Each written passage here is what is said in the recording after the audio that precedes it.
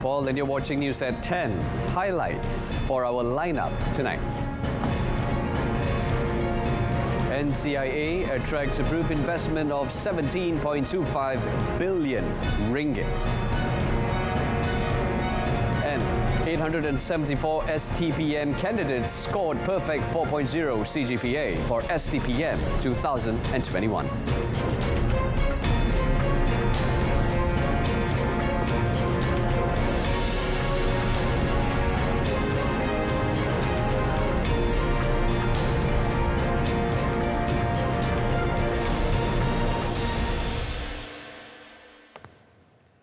And thanks for your company. Yang di-Pertuan Agong Al-Sultan Abdullah Riyatuddin Al-Mustafa Billah Shah granted an audience to Turkey Vice President Fuat Oktay at the JW Marriott Ankara Hotel in conjunction with His Majesty's state visit to Turkey. On Tuesday, in the hour-long session, several issues were discussed, especially on bilateral relations. It was in line with Prime Minister Datuk Seri Ismail Sabri Yaakob's visit to Turkey last month, where the bilateral relationship between Malaysia and Turkey was upgraded from Framework for Strategic Cooperation to Comprehensive Strategic Partnership.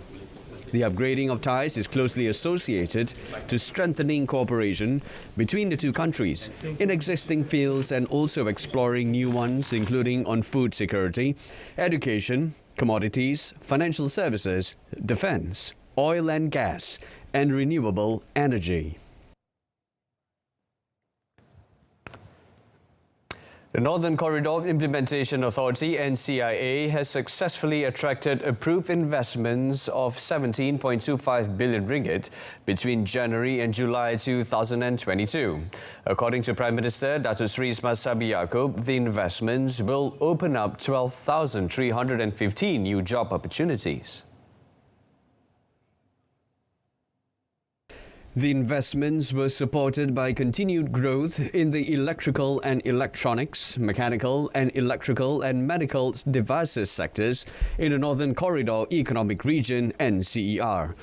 These positive developments include foreign investment by Balatna Food Industries from Qatar, amounting to 2.1 billion ringgit to develop an integrated dairy farm project in Chuping, Perlis, towards supporting the country's food security agenda.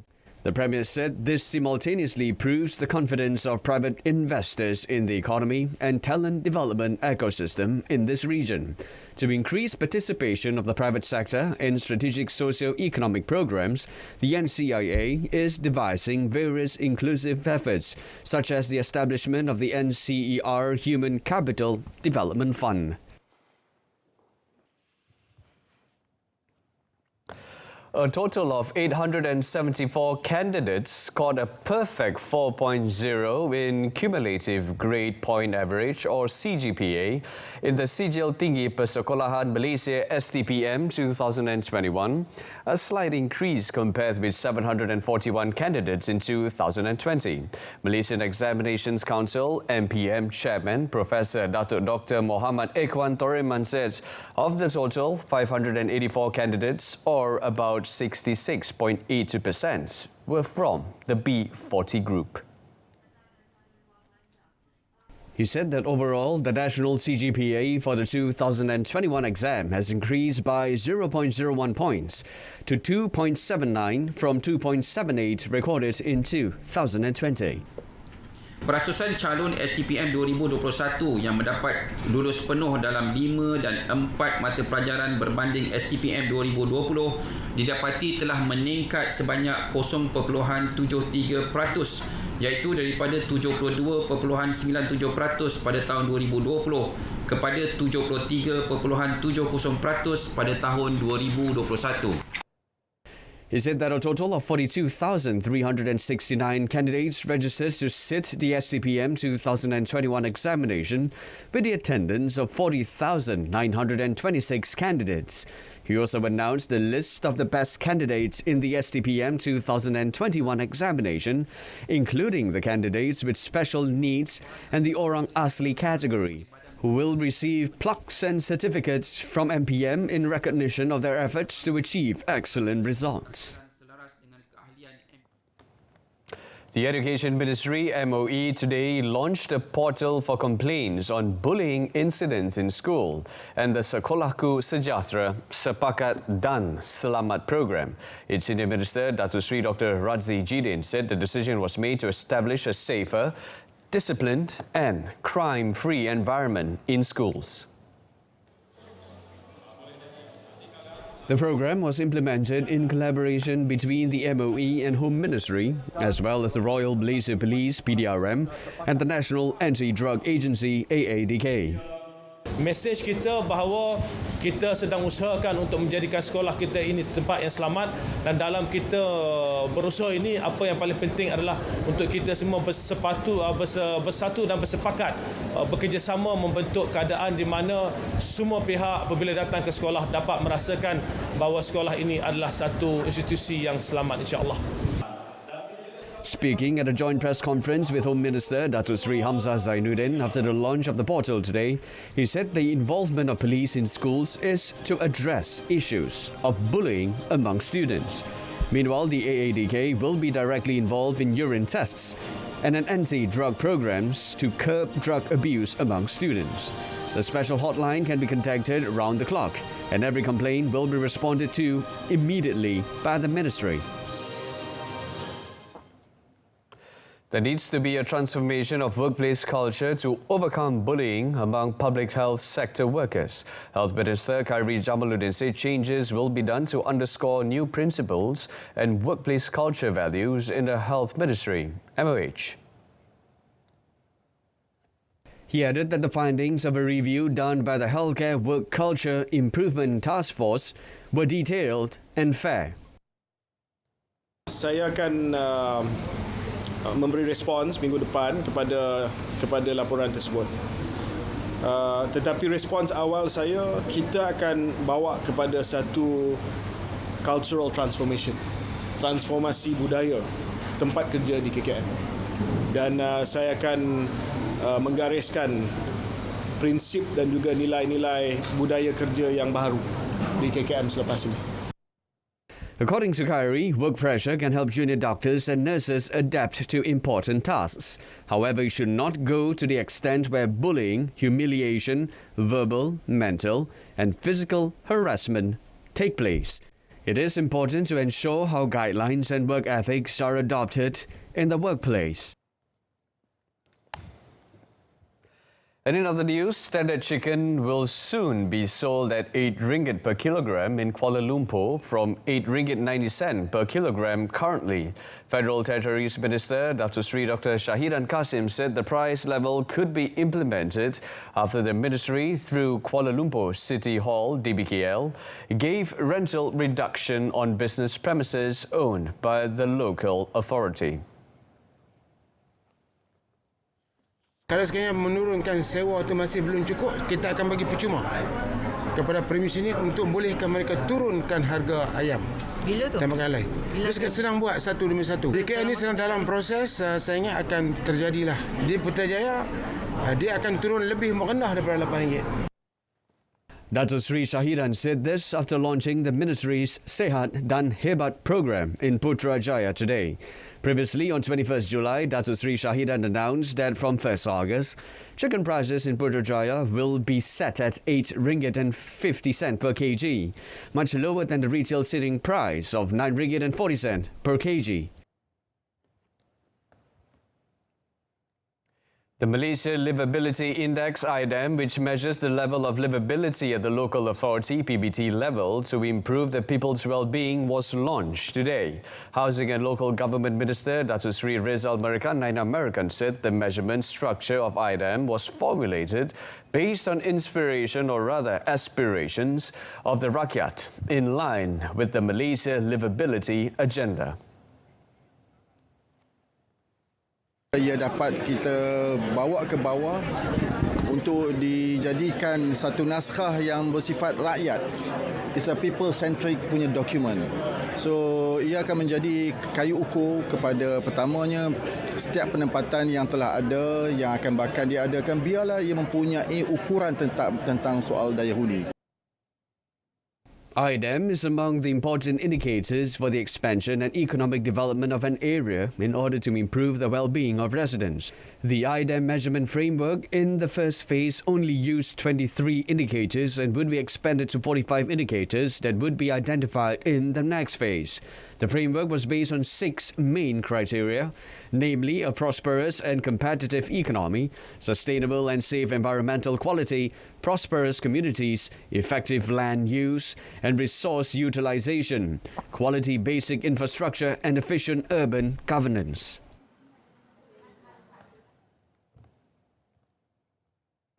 Artists have the right to claim royalty from their works that have been photocopied. In line with this, Domestic Trade and Consumer Affairs Deputy Minister Dato' Rosul Wahid informed that the Malaysia Reprographic Rights Centre, or MARC, will be working with the Higher Education Ministry and the Education Ministry to preserve the rights of intellectual property in reprography. MARC, the first of its kind initiative in the country, is for the protection rights of authors, publishers and visual artists. It also serves as a regulation agency that collects royalties from works that were photocopied without the consent of the creator.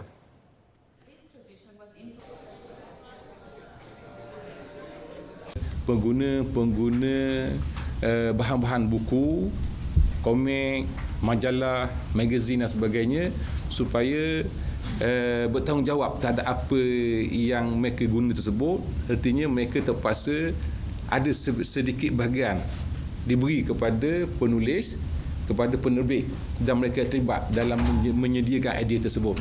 Yang mana sebelum ini pelajar-pelajar universiti, sekolah-sekolah yang memfotostat ataupun memfotokopi produk tersebut tanpa apa berbayaran pun kepada mereka yang punya hak untuk mendapat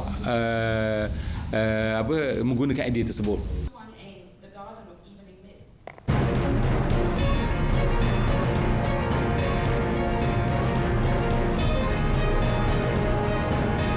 And coming up next, Federal Court rejects Hisham Teh's discharge bid from representing Najib. Stay with us.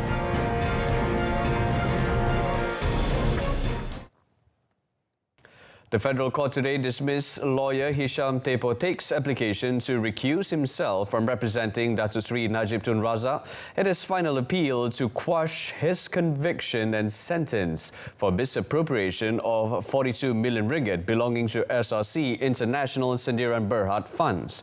A 5-member panel led by Chief Justice Tun Tengku Maimun Tuan Mat unanimously denied the former Premier's lead counsel's request as to avoid disturbance to the court's function.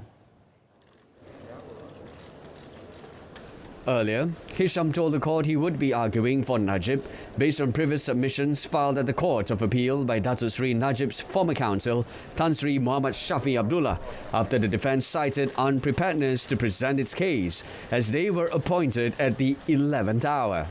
The Chief Justice then broke from convention earlier today and ordered the prosecution to present its case first so that Najib's new legal team could have more time to prepare their case.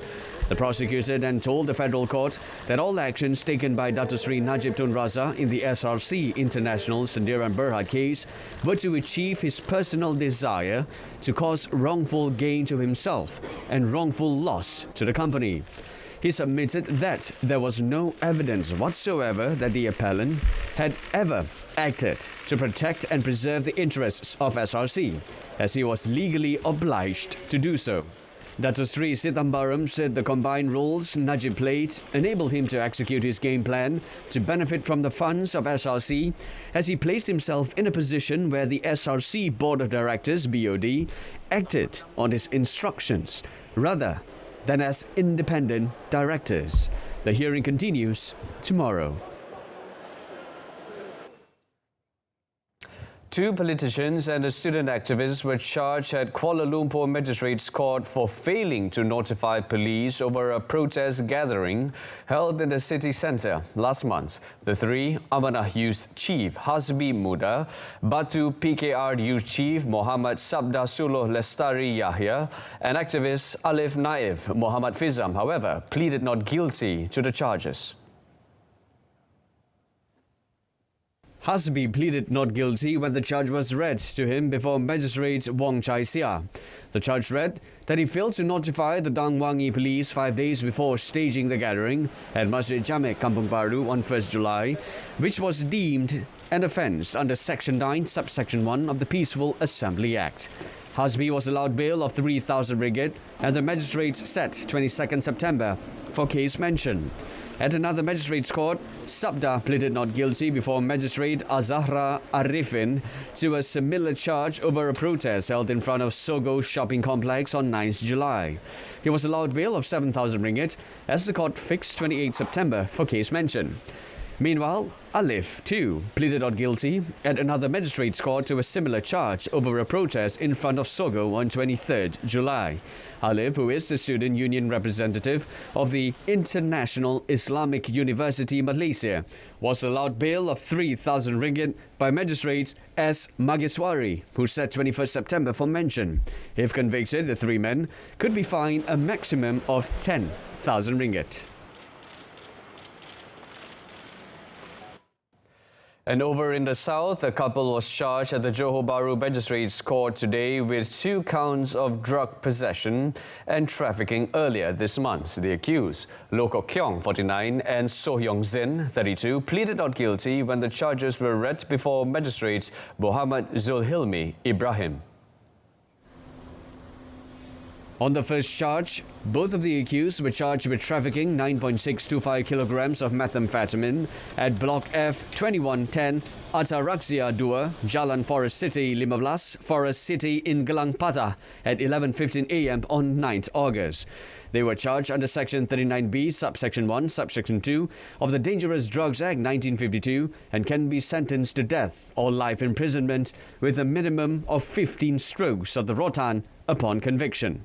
On the second charge, they pleaded not guilty to possessing 666 grams of ketamine at the same place, time and date. They were charged under Section 12, Subsection 2 of the same Act and can be fined 100,000 ringgit or a maximum of 5 years jail or both upon conviction. At the same court, Loh was also charged with 4 other counts of trafficking, possessing and consuming drugs on the same date. Magistrate Zulhilmi set 20th September for mention pending the chemistry and pathology reports.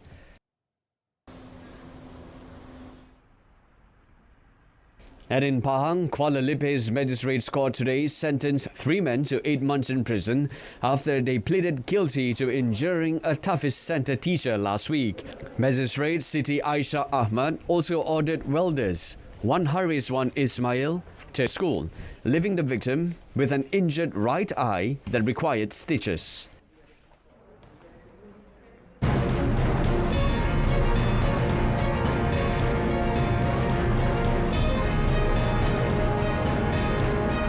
The foreign front, explosion in Kabul claimed 21 lives, wounding more than 20 people. Stay with us.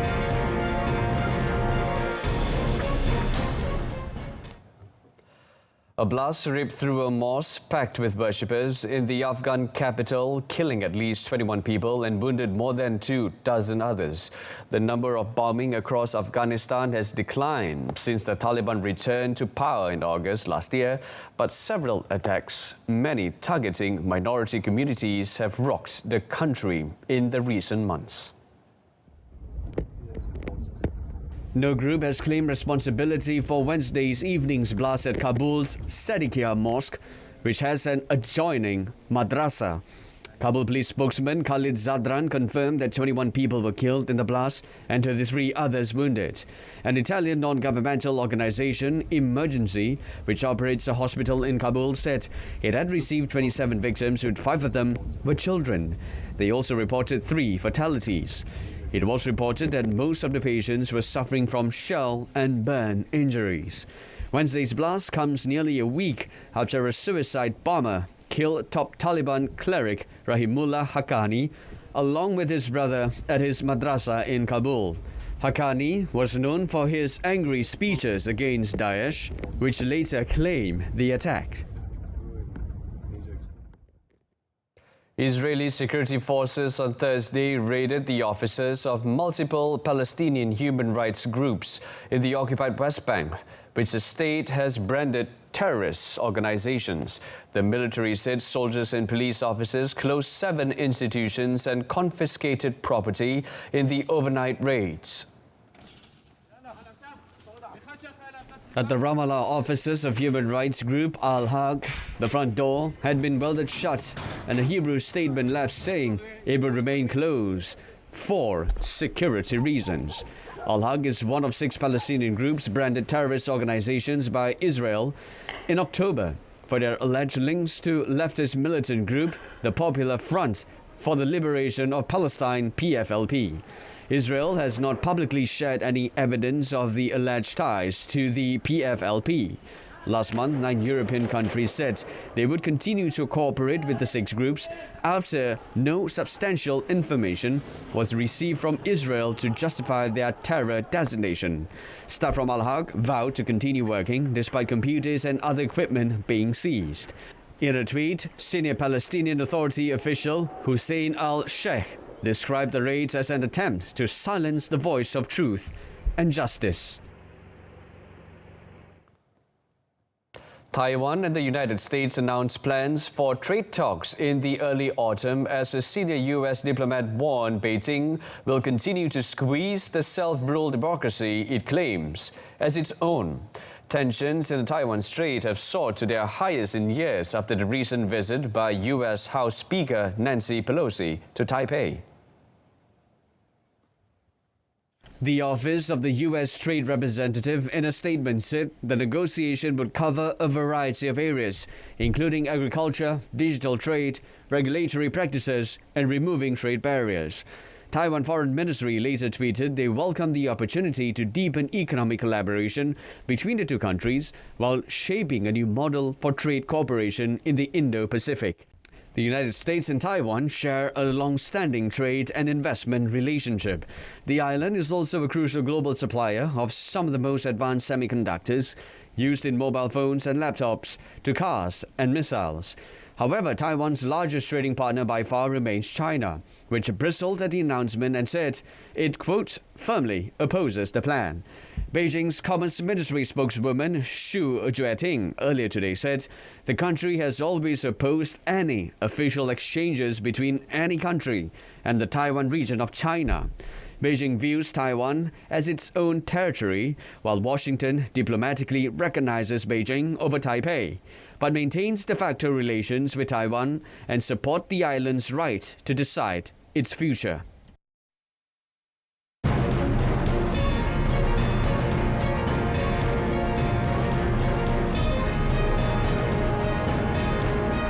In sports, Muhammad Juwaidi bags 2nd gold medal in Islamic Solidarity Games 2021. Stay with us.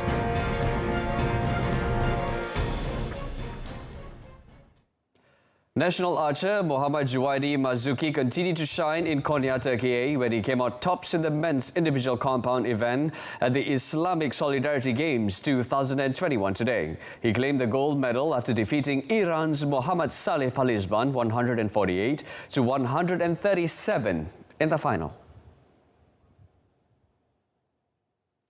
Saya rasa sangat berpuas hati dan berbangga. Alhamdulillah 2 gol untuk kali ini. Saya actually target memang individu untuk habiskan podium, tapi rezeki bonus saya dapat emas dan emas yang pertama daripada pasukan tu pun lagi extra bonus. Terima kasih banyak. Meanwhile, Turkey's Hani Emircan settled for bronze. Yesterday, Muhammad Juwaidi combined with Eugene Loh and Alang Arif Akil Muhammad Ghazali to down the Indonesian trio of Deki Adika Hastian, Hendika Pratama Putra and Prima Vishnu Wardana, 229 to 228 for the gold medal in the men's team compound event. The 5th edition of the Games, which began on 9th August, ends today. The Ministry of Youth and Sports KBS is considering to allocate additional funds for the national hockey squad as a preparation ahead of the Asia and World tournaments next year. Its Minister Dato Sri Ahmad Faizal Azumu said the appeal by Malaysian Hockey Confederation MHC is relevant considering their achievement on the international stage recently. Dalam masa yang sama, saya juga menggalakkan agar syarikat-syarikat korporat untuk bersama-sama dengan kerajaan membantu mereka untuk menaja pasukan agar mereka dapat bertanding dengan keadaan yang selesa, tidak tertekan dan sebagainya. On Tuesday, the national hockey squad was crowned as champions for the 2022 Asian Indoor Hockey Championships in Bangkok, Thailand. Next year, they will compete in the upcoming Hockey Junior World Cup, Asia Cup, Cambodia SEA Games and World Cup qualifier. Johor Darul Ta'zim JDT FC are set to face Japan's Urawa Reds Diamonds in the last 16 of the Asian Champions League tomorrow. Despite not being the tournament favourite, it is not impossible for the Southern Tigers, under new head coach Hector Bidoglio, to slip their way into the quarter-final. The advantage now is on the Japanese club, who won the Champions League competition in 2007 and 2017. It would be harder for JDT, who will have to play in Urawa's home ground in Saitama, Japan. However, chances for JDT to create a surprise against the former champions remain possible. This especially shown by JDT players who worked their best in making their way towards the knockout stage of the annual Continental Club Football Competition. The Southern Tigers also shocked the world when they beat Asian giants Kawasaki Frontale and Ulsan Hyundai during the matches in Group I. Whether or not they win tomorrow, JDT's achievement of reaching the knockout stage is something that is to be proud of by local football fans.